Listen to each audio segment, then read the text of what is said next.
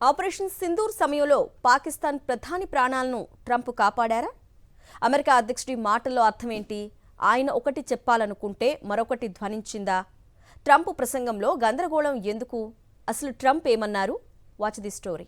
భారత్ పాకిస్తాన్ అణుయుద్ధాన్ని నేనే ఆపా, అమెరికా జోక్యం చేసుకోకపోయి ఉంటే పాక్ ప్రధాని చనిపోయేవారంటూ అగ్రరాజ్యాధినేత డొనాల్డ్ ట్రంప్ చేసిన కామెంట్స్ సంచలనంగా మారాయి, గందరగోళానికి దారితీశాయి. తాను లేకపోతే పాకిస్తాన్ ప్రధాని చనిపోయేవారనే అర్థం వచ్చేలా ట్రంప్ మాట్లాడటం హాట్ టాపిక్ అయ్యింది. అమెరికా కాంగ్రెస్ స్టేట్ ఆఫ్ యూనియన్లో ప్రసంగించిన ట్రంప్ యుద్ధాల అంశాన్ని ప్రస్తావించారు. అధికారంలోకి వచ్చిన 10 నెలల్లో తాను 8 యుద్ధాలు ఆపగలిగానని చెప్పారు.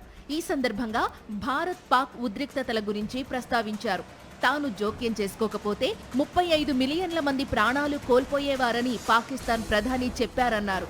అయితే ఈ మాట అనేటప్పుడు ఆయన గ్యాప్ లేకుండా చెప్పేసరికి నేను లేకపోతే పాక్ ప్రధాని షెహబాజ్ షరీఫ్ పోయేవారనేలా అర్థం ధ్వనించింది.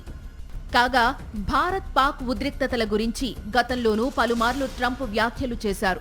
యుద్ధం ఆపకపోతే 200% టారిఫ్లు విధిస్తానని, ఆ 2 దేశాలను తాను బెదిరించానని అన్నారు.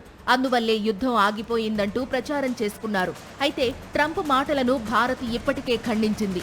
ఆపరేషన్ సింధూర్ సమయంలో పాక్తో కాల్పుల విరమణకు సంబంధించి 3వ దేశం జోక్యం లేదని స్పష్టం చేసింది.